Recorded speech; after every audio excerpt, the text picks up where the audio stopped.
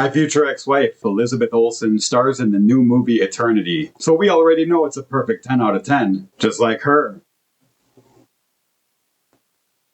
Oh, you want an actual review of the whole movie? Okay, I guess we can do that. I walked into Eternity expecting the usual rom-com comfort food. You know, predictable plot points, contrived misunderstandings, the cinematic equivalent of a warm bowl of mac and cheese made by someone who thinks paprika is spicy. Shockingly, this movie did not suck. It didn't even rom-com suck, which is its own special category of pain. It blindsided me with actual emotional intelligence, believable chemistry, and the audacity to make me feel things.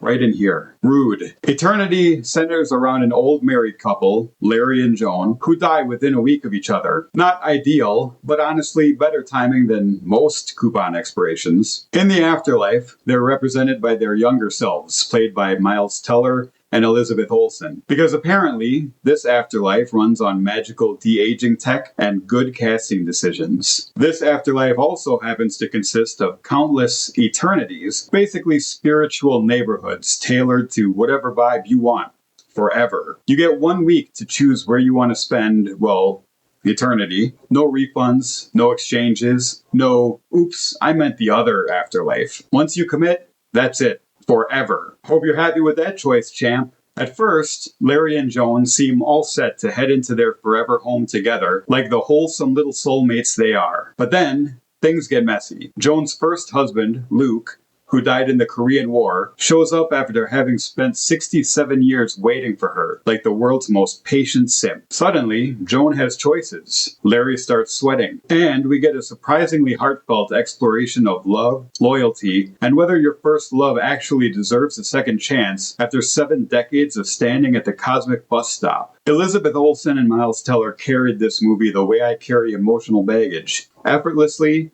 and with zero shame. Maybe a little bit of shame. And honestly, their performances were so dialed in, I started wondering if they had actually lived together for 65 years to prep. They nailed that old married couple dynamic so hard, I half expected them to argue about thermostat settings. Their chemistry felt weathered, lived in, and familiar, all without turning into sitcom bickering. Every look, every sigh, every "you're annoying as shit, but I love you anyway" micro-expression was so spot on it should be studied in labs. Divine Joy Randolph also showed up, kicked the door down, delivered comedy like she was billing by the laugh, and left before anyone could recover. She's the secret weapon in a movie already stacked with good performances. This story may look like some fluffy rom-com nonsense, but underneath that cute exterior is a philosophical sucker punch. The core dilemma is brutal in a beautifully human way. Choose the partner you shared 65 years of real life with, flaws and all, or chase the perfect lost love that never had a chance to disappoint you, with impossibly high expectations. Luke even yells in frustration at one point, "Everyone keeps saying I'm perfect. I'm not perfect," after being constantly over-idealized. That's not lightweight romantic fluff. That's an existential crisis in a Hallmark gift bag. The movie handles it with sincerity, but without becoming melodramatic sludge. No dramatic monologues,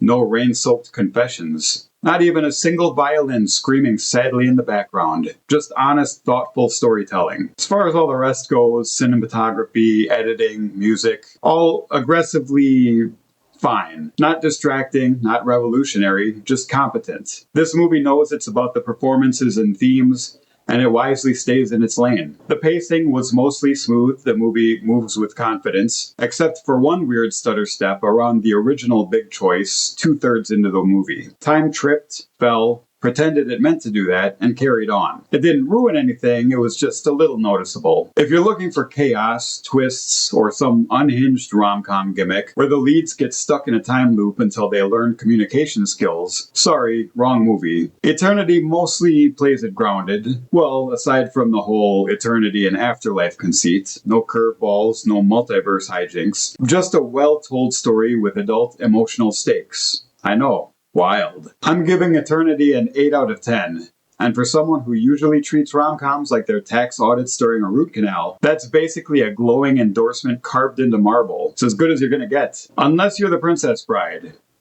Hard to beat. So yeah, if rom-coms are your thing, Eternity will hit you right in the soft, gooey center of your soul. If rom-coms are not your thing, this one might still sneak past your defenses. And if you're only here for Elizabeth Olsen, like I totally am not admitting to, well, congratulations. Your brain chemistry is correct, friend. Hit like, subscribe, and ring that little notification bell before it files a restraining order. Now, if you'll excuse me, I've been emotionally compromised by a rom-com, so I must go and cleanse my shame.